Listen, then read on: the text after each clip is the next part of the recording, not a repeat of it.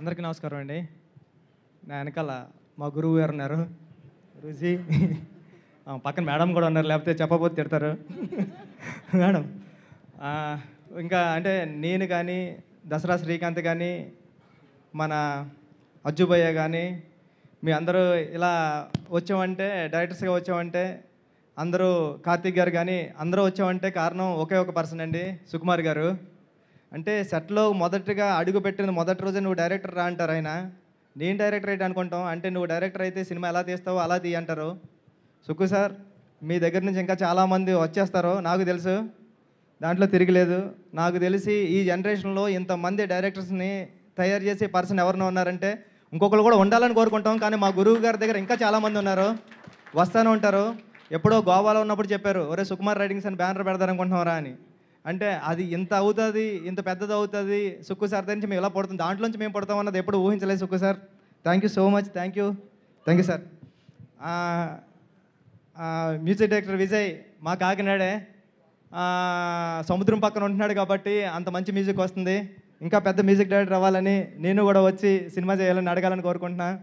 నేను చెప్పడం మర్చిపోయాను, రెహమాన్ గారికి వినిపించే ఆ ట్యూను ఇది. ఇంకా ఏం చెప్తాం, సుహాస్ ప్రతిసారి కొత్త సినిమా వస్తుంది, ఆల్ ది బెస్ట్. టీం అందరికీ ఆల్ ది బెస్ట్ అండి. అజ్జుబాయ్ గురించి చెప్పాలి. అర్జున్ అన్న, నేను సుక్కు సార్ దగ్గర వర్క్ చేసినప్పటి నుంచి నువ్వు నాకు తెలుసు. అంటే నేను మొట్టమొదటిసారిగా క్లాప్ బోర్డ్లో నాకు రాయడం దగ్గర నుంచి ఎడిటింగ్ బుక్లో ఎడిటింగ్ రాయడం నేర్పింది అర్జున్ అన్నే. నేను మానిటర్ చూస్తున్నా, ఆర్టిస్టులు ఎలా చేస్తారో ఒకసారి చూద్దామని వస్తుంటే డెప్ మీద కొట్టాడు నన్ను. కొట్టి నువ్వు ఇంకెక్కడ రావడానికి టైం ఉందిరా, నువ్వు అర్జెంటుగా వెళ్ళి ముందు ఆ వర్కులు చేయన్నాడు. అర్జున్, నువ్వు కొట్టింది నాకు గుర్తుంది. నువ్వు కానీ తోట సీనన్న కానీ సార్ దగ్గర ఎంత కష్టపడేవారో నాకు తెలుసు. అంటే 4:30, 5:30, 6:30 అయ్యేది, మళ్ళీ సార్ 8:30కి ఆఫీస్కి వస్తే 8:30కి వచ్చేసేవారు. మీరు అంత కష్టపడేవారు. మీలో 10% కష్టపడినా డైరెక్టర్ అయిపోవచ్చు అనిపించేది. ఆ 10%తోనే అయ్యాను డైరెక్టరు. మీరు 100% ఎఫర్ట్స్తో వస్తున్నారు. మీరు ఇప్పుడు ఎంత పెద్ద డైరెక్టర్ అవుతారో నాకు తెలుసు.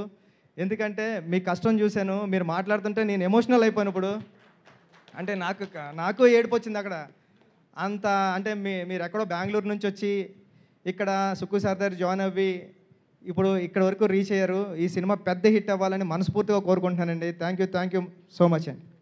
థ్యాంక్ యూ బుచ్చిబాబు గారు, thank you so much for coming.